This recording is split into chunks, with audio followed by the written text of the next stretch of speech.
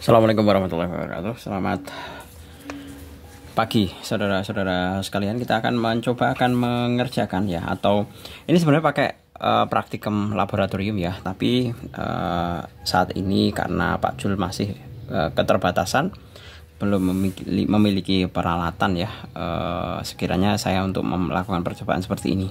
Tapi setidaknya Pak Jul akan carikan literatur mengenai jawaban dari percobaan ini. Nah, percobaan di sini kita akan menyelidiki mengenai pengaruh pH ya. Pengaruh pH terhadap kecepatan reaksi. Seperti itu. Nah, di sini ada beberapa variabel yang digunakan ya. Nah, sebagai pembedanya itu adalah larutan yang ditambahkan. Nah, di sini ada yang ekstrak hati ditambah HCl. Kemudian kalau ini ekstrak hati ditambah natrium hidroksida. Kemudian yang di sini adalah ekstrak hati ditambah dengan hidrogen peroksida. Ya, seperti itu. Nah, kita akan bahas satu persatu. Untuk yang pertama, ekstrak hati ditambah dengan HCl, ya. Kemudian setelah ditambahkan lagi H2O2 atau hidrogen peroksida, jadi ada 3, 1, 2, 3 ya, senyawa campurannya ini yang dicampurkan, ternyata akan tidak menghasilkan gelombang gas. Atau dengan kata lain, tidak terlihat munculnya gelombang gas dan juga tidak terlihat adanya nyala api. Jadi saya kasih tanda silang ini ya, yang menunjukkan bahwa di situ tidak ada atau tidak muncul gas dan nyala api. Nah, hal tersebut dikarenakan apa? Nah, ini akan menjawab untuk pertanyaan yang A. Mengapa pada tabung A tidak muncul gelembung dan nyala api? Ya. Nah, pertanyaan A-nya kita bisa menjawab bahwa karena enzim katalase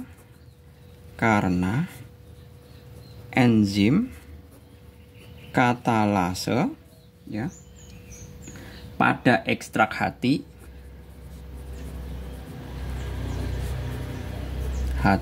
rusak ya pada pH asam.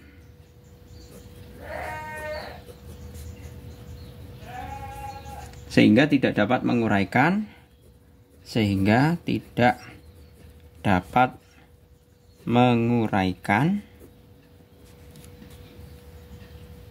H2O2 hidrogen peroksida menjadi air, menjadi H2O dan O2, atau tidak bisa menyalakan api. Nah, di sini bagian yang rusak ya, bagian protein enzim yang rusak. Protein enzim yang rusak adalah yang rusak karena pH ya. Ini karena pH adalah gugus amin dari asam amino. Gugus amin dari asam amino. Amino penyusun protein karena ionisasi. Nah, oke, clear. Kelanjutannya adalah pada yang percobaan yang kedua, yaitu ekstrak hati ditambah natrium hidroksida ditambah lagi dengan hidrogen peroksida ya. Nah, ternyata di situ juga tidak terlihat munculnya gelembung dan nyala api ya. Pada tabung B juga tidak terlihat gelembung gas dan tidak terlihat gelembung nyala api. Nah, ini karena apa? Karena sama ya, karena sama. Ini kalau yang tadi ini kasusnya adalah pH asam ya. HCl itu kan asam kuat, asam. Sedangkan ini pH-nya adalah basa. Seperti itu. Nah,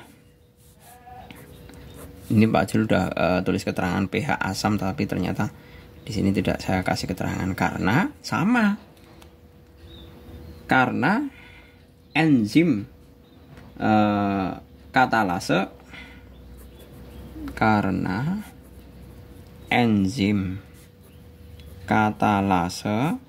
pada ekstrak hati rusak pada pH basa ya, sehingga tidak dapat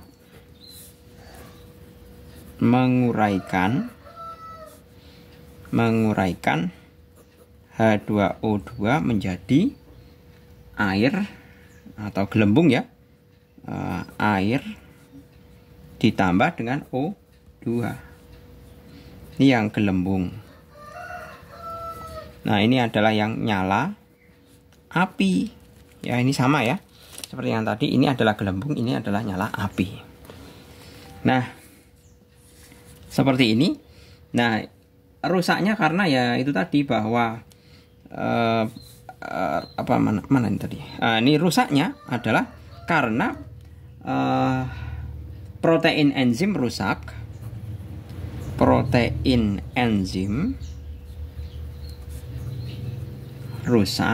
Ya, karena pH asam.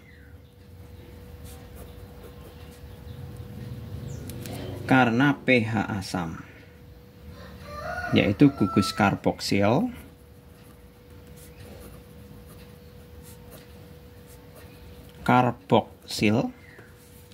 gugus karboksil ya, itu bentar Pak Jul salah ini, salah adalah gugus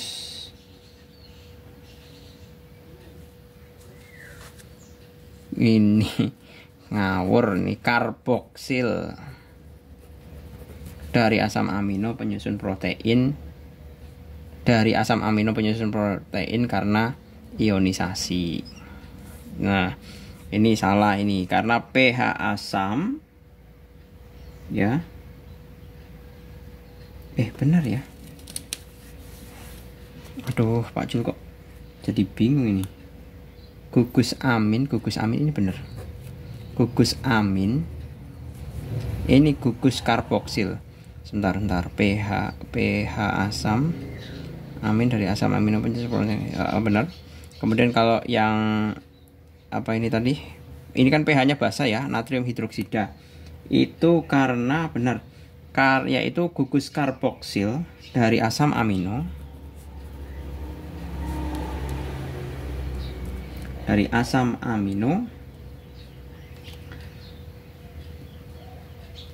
Penyusun protein sama seperti atasnya.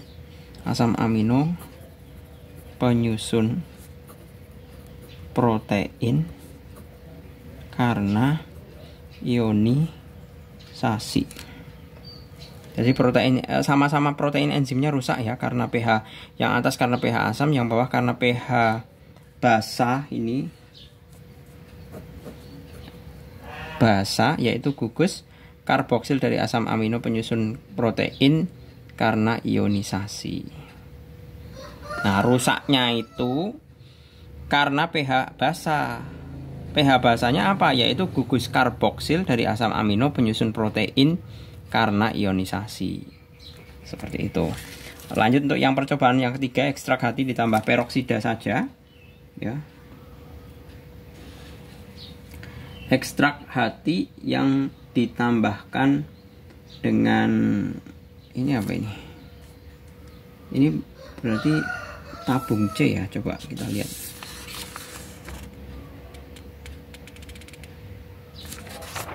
Tabung C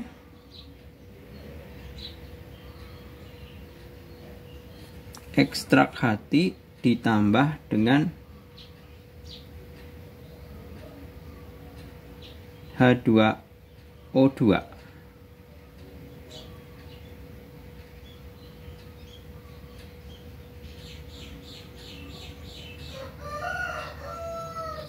Sebentar. Ini mengapa pertanyaannya sesuai ya? Untuk yang C ini ya, ini tabung C kan berarti kan pembedanya adalah dia tidak ditambahkan NaOH maupun HCl, ya kan? Tidak terdapat HCl dan maupun NaOH. Nah, hasilnya itu adalah muncul gelembung gas dan nyala api. Muncul gelembung gas dan juga nyala api. Nah, itu nanti akan menjawab untuk pertanyaan C. Mengapa pada tabung C muncul gelembung dan nyala api? Karena enzim katalase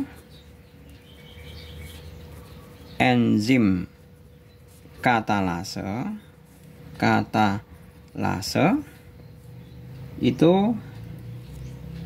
pada ekstrak hati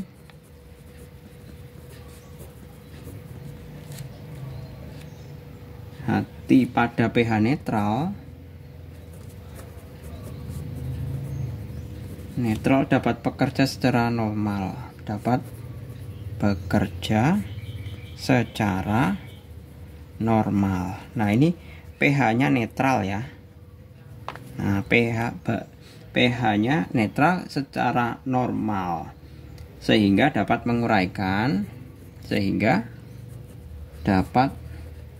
menguraikan